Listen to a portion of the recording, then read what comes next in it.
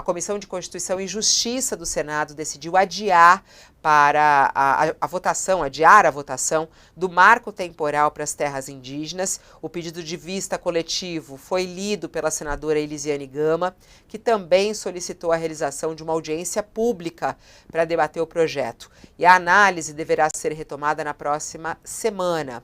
No entanto, o Supremo Tribunal Federal retoma hoje esse julgamento, que está com um placar de 4-2. 5 ministros votam e precisam apresentar suas posições. Luiz Fux, Dias Toffoli, Carmen Lúcia, Gilmar Mendes e Rosa Weber são os próximos votos a respeito disso.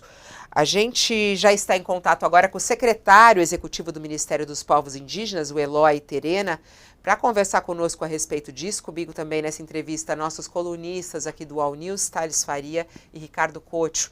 Olá, secretário Eloy Terena, muito obrigada por aceitar nosso convite. Seja bem-vindo aqui ao All News. Boa tarde. Olá, Fabiola. Olá, Thales. Olá, Ricardo. Muito boa tarde a todos que estão nos acompanhando. Nós que agradecemos a oportunidade de estar aqui dialogando com vocês.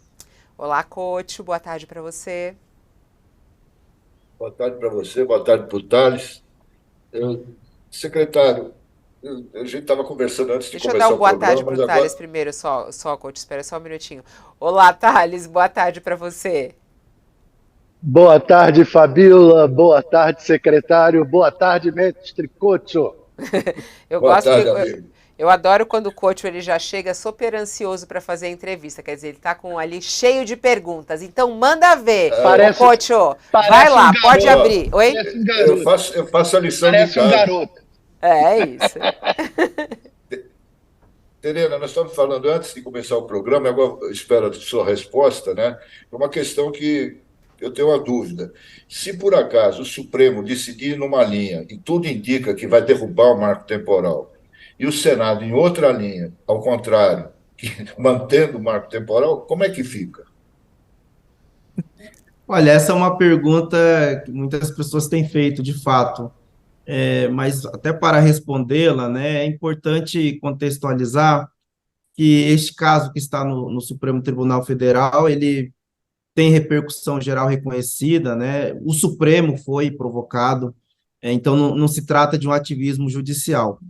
E o tema, né, das terras indígenas, há muito tempo, de fato, está parado no Congresso. A nossa Constituição de 88 já havia imposto um prazo para demarcar todas as terras indígenas. Esse projeto de lei que se originou na Câmara, ele é de 2007, então são muitos anos aguardando uma deliberação. E o que nós estamos observando é que, de fato, o Congresso ele só resolveu pautar, né, esse tema do marco temporal a partir do momento que o Supremo Tribunal Federal ele deu a devida atenção, né, que as terras indígenas e os povos indígenas merecem. Do ponto de vista constitucional, né, e é isso que está se discutindo ali no Supremo Tribunal Federal, o regime jurídico constitucional das terras indígenas, para nós que está muito claro, né, que é uma competência do Supremo, né, e que, em última análise, terá aí uma palavra final sobre o tema.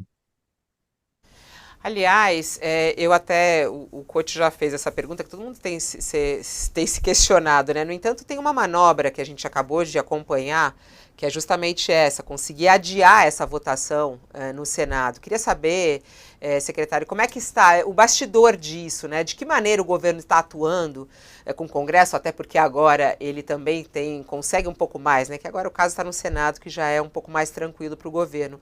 Mas como é que está essa articulação do governo federal para impedir que o marco temporal passe ao Senado? Então, quer dizer, que não aconteça isso que o Couto está perguntando. Quer dizer, é possível evitar que o marco temporal passe no Senado, ô secretário?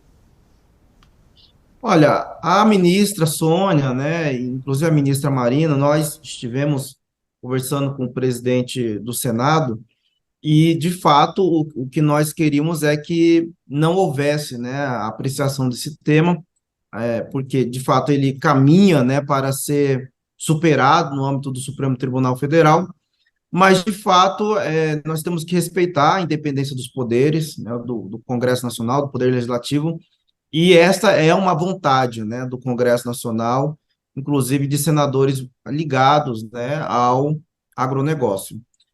Então, nós temos enviado essas mensagens, nós temos, inclusive, ofertado contribuições, outros caminhos, né, inclusive a ministra apresentou aí a proposta de melhorar esse texto, mas, de fato, que tem um entendimento de que o Senado irá, de fato, votar.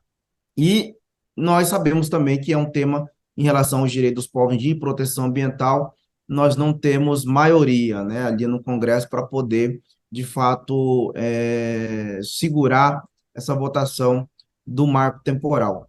Então, nós temos feito esse processo de conversa, de diálogo, a nossa ministra se encontrou com vários senadores e senadoras representantes, inclusive, da bancada do agronegócio, mas o que foi feito, né, o que está sendo feito é que é um desejo deles de que isso seja aprovado o quanto antes. E, inclusive, em alguns momentos, até já passando a bola para o executivo, né? Ó, se o governo não concorda, né, com determinada parte do texto, então que venha o veto presidencial. Então, em respeito, né, à separação dos poderes, a gente tem feito esse diálogo, mas entendemos que efetivamente o Senado deve Secretário, caminhar, apreciar isso.